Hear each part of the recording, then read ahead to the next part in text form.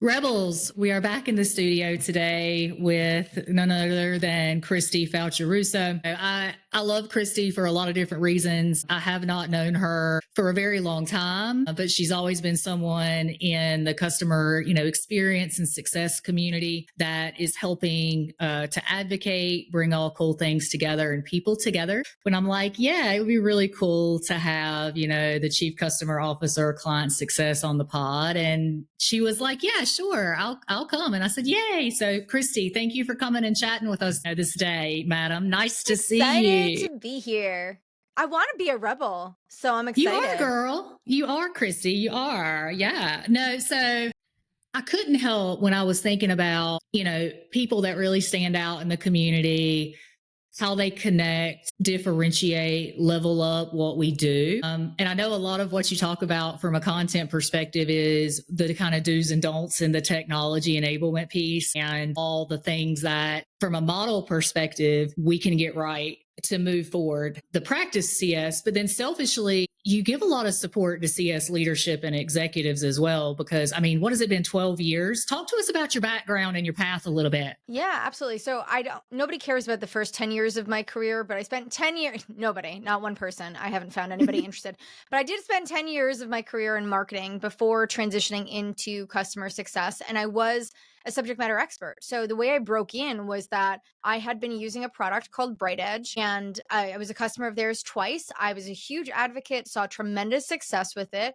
And I basically said to them, hey guys, if you ever open an office in New York, hire me. I'll come work for you. Because back then, remote work wasn't a thing, and people in the Valley were not interested in hiring people from the East Coast. They were too good for us. And so, lo and behold, they did. So in 2012, they opened their first office in New York. I think I was I think I was like their third hire. So I landed my first job in customer success. And let me tell you, I didn't even know what SaaS stood for. So here I am, like this newbie in their customer success organization, and I was like, what am I doing here? I had no idea. But I was a product expert, I was a huge brand champion, and I was talking to my peers all day. So I figured, how hard could it be? I've since spent the past 13 years building, scaling, and transforming customer success teams at various B2B companies, doing all kinds of stuff. So I now get the privilege of supporting other customer success leaders as the Chief Customer Officer at ClientSuccess. And it's been one hell of a ride. Yeah, no, I love, first of all, I had no idea that you were a marketing person historically. Nobody cares because nobody cares. Really, it's so irrelevant. I can't even talk about it. No, nobody's interested. It's like, yeah. So like, we talk a lot about positive rebellion on the show. I'm curious, what does that mean, like, in your perspective? Clearly you took success, you ran that ball, you've created, and I know if you don't follow newsletter, all the content, all the great things that Kristi does, very tactical, that can drive strategic, impactful, revenue-driven results content that she shares from a thought leadership perspective. But like, what does that mean? Like, what does showing up as a rebel mean to Kristi? It means challenging the truths that we believed. And I say believed as in past tense because here's the thing. We all have this philosophy that we want to stand on because it's based on experiences of things that may have worked for us. And the reality is, because customer success is not the same at every company, it is actually inherently very different at every company. It's an opportunity for me to help introduce provocative ideas that challenge the norm for folks, the truths that they have come to know and believe because they've done something one place and it worked really well. And so either they're still in that environment doing the same thing that they've been doing for a decade, or they're now transitioning into a new role and believe that what they have done will work again. And that's just not the truth. And so what I love to do is just challenge that norm and just help people to think differently about what success looks like and how to get there in their current environment. Yeah, that's awesome. So to kind of pivot a little bit, because I'd love to just talk a little bit. I'm a foodie at my heart. I can't not talk about this. What's your favorite thing? Like, if you can go nosh on anything in between all the stuff that you do professionally, what's that for you? I love that you pretend like you don't know the answer to this question, but I want, because I like, what a teaser for everybody else. But if you guys haven't seen our exchanges on LinkedIn, it's often followed by a cheese emoji because Cheese is my heart. Jeff Kushmerek and I did an entire rant about cheese, and I think I referred to myself as a rat on that. That kind of had a little viral moment. But cheese, and I mean like any kind of cheese. I don't care. It could be like a piece of American slice Kraft single, or it could be like a 20-year-old Gouda. Like, I don't even care. Like, I am not just committed to fancy cheese. I'm like, it just has to be cheese. So give me Yeah. cheese all day, every day. It is the best and worst part of every day for me is when I get my hand on a piece. Well, I know. And I tell you, the thing for me, it's kind of interesting. You say that you're not just, you're not just discriminate. You don't discriminate and just go for the fancy cheese, because I love the cheap Kraft mac and cheese boxes. Like, they are my vice. And It's the reason best why mac and cheese. Sorry. I know. And I'm like, everyone's like, hey, you're in North Carolina. There's good Southern mac and cheese. I'm like, shut up and just take the Kraft. Okay. Just take the Kraft. It's better. Listen, I always say that kids will always tell the truth. And my daughter has never turned down box mac and cheese. So as far as I'm concerned, like, it's tried and true. They get it right every single time. So yes. Okay. So the thing that, and I think obviously I learn a ton from you all the time, just in general, if I'm transparent, and you know me, I am painfully so sometimes. I think I love the way that you bring the ability and the skill set to network and navigate in meaningful ways to the community. We've talked a little bit about this, how, people may, not that they get it wrong, but that there's just a lot of opportunity, right, to really flex that whole ability to be able to not just amplify your best self, but also lift others up along the way. For everybody listening out there, can you give us kind of the skinny? I love it when I'm going to call it the Kristi soapbox affectionately, because I love when you go there. Like, I want you to go in that mind frame and just give us that. Like, how do we not screw this up? Okay, so here's the reality. Most people are really crappy at networking. Like, they're really crappy at it.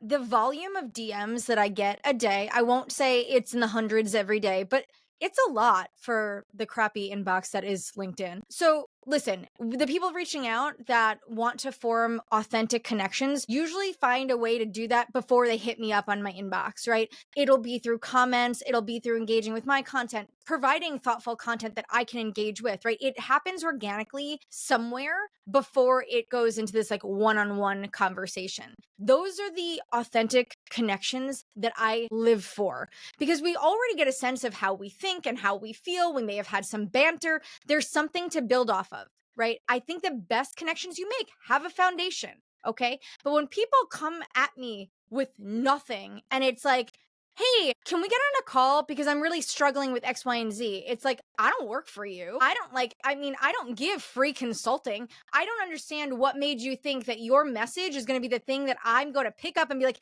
yes, I was wondering what I was going to do with that extra 30 minutes on my calendar today. You know what? You get it. You get it, my friend. I don't even know who you are. So like, I think that's where people really mess it up, is they try to build something out of nothing. You have to slow roll it, right? I think LinkedIn is just a really awesome place to be able to do it and do it well. I post every day. Sometimes obnoxiously, I post twice in a day. I might give you 2 opportunities to build some connection with me. 2.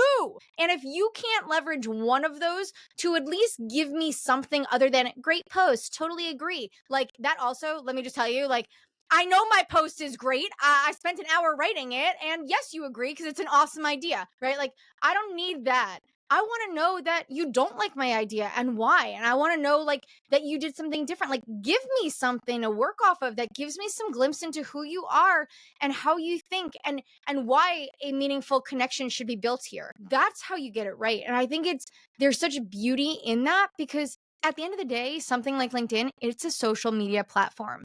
And just like you would use Instagram, TikTok, X, whatever you're on, it's about building relationships and connections with people off of ideas and experiences and photos and just something that evokes emotion. So if you think you can come onto LinkedIn and pretend like it's not a social media platform and like I have some obligation to just give you my time, my friend, you are not getting a response. Yeah. No, I love that.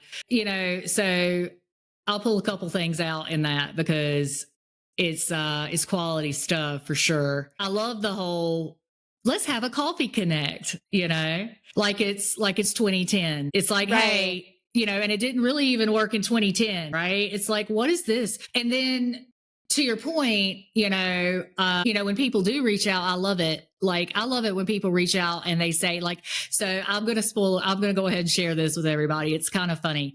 So Kristi reached out to me. I'm going to share this. The first time we ever chatted, like one-on-one that I remember anyway. I know we have over the time we've known each other, but she reached out. She's like, hey, I really like this filter, but you're pretty, but you're not that pretty. And I was like, So I did not say that. I just said, holy maybe, crap. I said, is it inappropriate to comment on how beautiful you look? And I said, see, first of all, I like this. I can get down with this shit right here. That's what I said. And then I said, geez, and since then you've been one of my favorite people. And it was simply that said to me, hey, I watched the content. It made me think, to your point, exactly what you're illustrating here to everybody. I took time as someone that's trying to generate thoughtful content. I put this out there in the universe, and somebody actually paid attention and sent a message back that wasn't, hey, how are you doing? And I'm not trying to pick on anybody out there that does, guys, girls, all of that being said, what she's saying has substance, and it leads to collaboration where we can genuinely try to help. And I think that is kind of if that's not what networking is, then why the hell do we worry about doing it anyway? That's kind of where I'm at. Like, if we can't use it to be able to lift up each other in a meaningful way. And I know it sounds Hallmark. I'll be the first person to admit that, right? It sounds a little bit cheesy to bring it back to the cheese theme. I had to go there. Mm-hmm. But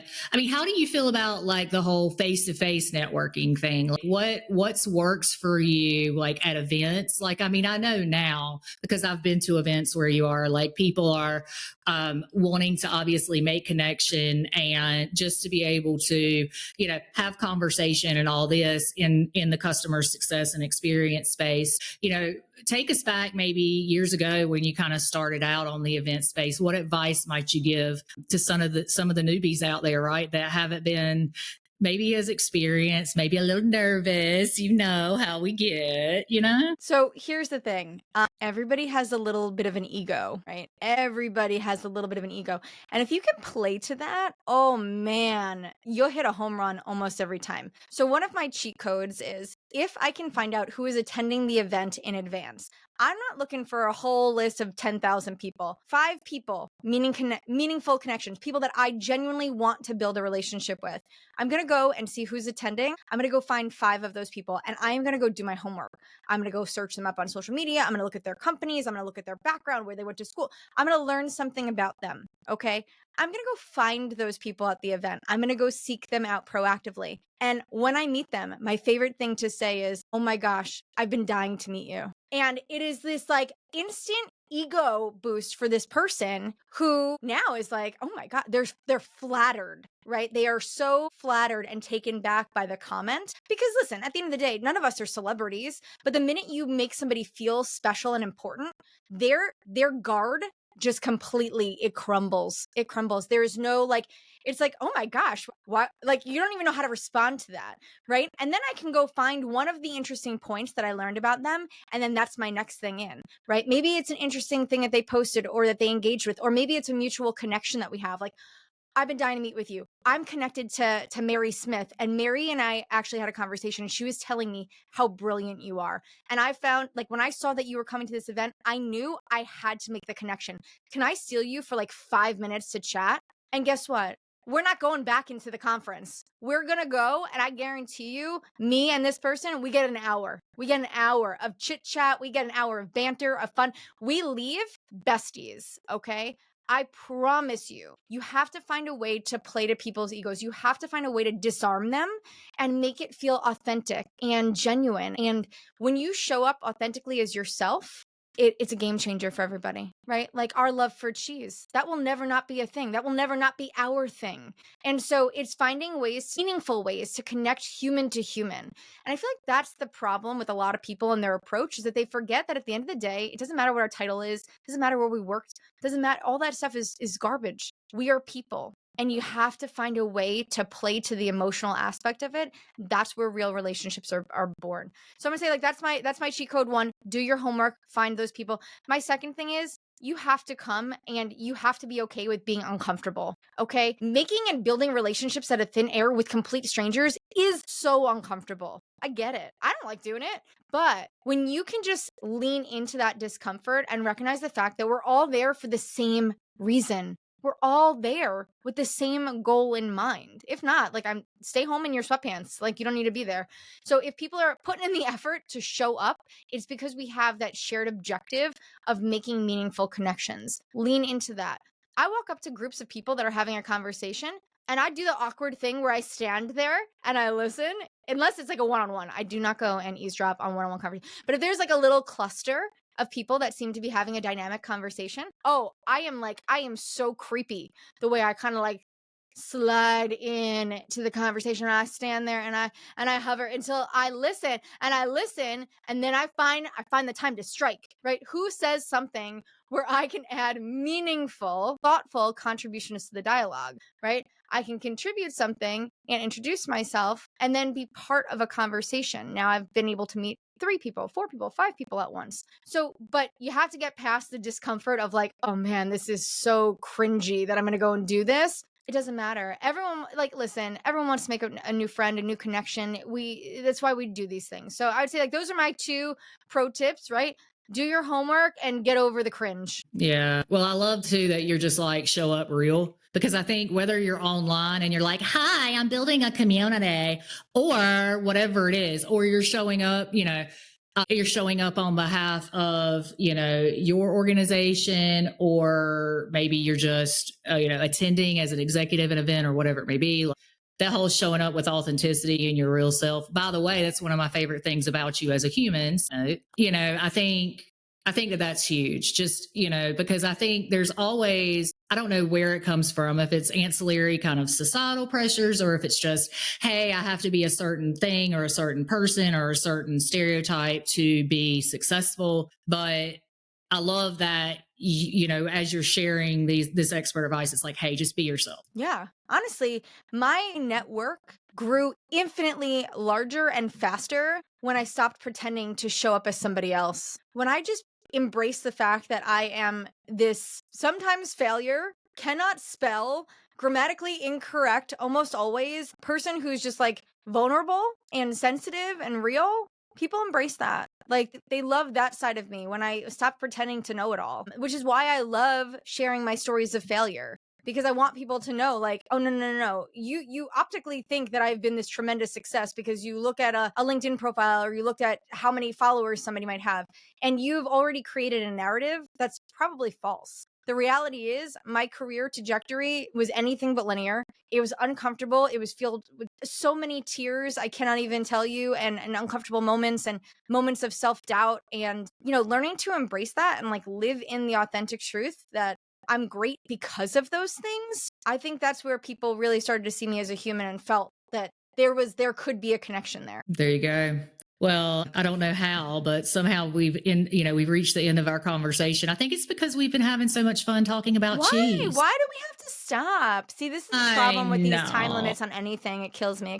I know. So everyone, I know that you're going to learn a ton, look, just from the episode, but I'm going to also hand it over to Kristi just to sign us off, because Kristi, I want you to share a little bit, if you will, with everyone just about how to find more of, the advice and the help. Because as leaders, especially in the customer facing space, really across B2B period, we can't do it on an island anymore. more. Okay, everybody. So it's been a great episode. Kristi, thanks for coming on and joining us today. Will you please tell us more about exactly where to find all the things, advice, thoughts, and content that we need to learn and grow as leaders in the CX ecosystem from you? Absolutely. And honored to have the opportunity to share. If you guys are not following me on LinkedIn, I can be found just Kristi Faltorusso. There is only one of me. I've looked, but there is nobody else out there. So find Kristi Faltorusso on LinkedIn. You can go ahead and connect with me there. Also, you can head over to my website, kristifaltorusso.com, subscribe to my newsletter, but I'm also producing just a ton of content out there on my blog and just sharing tons of things. So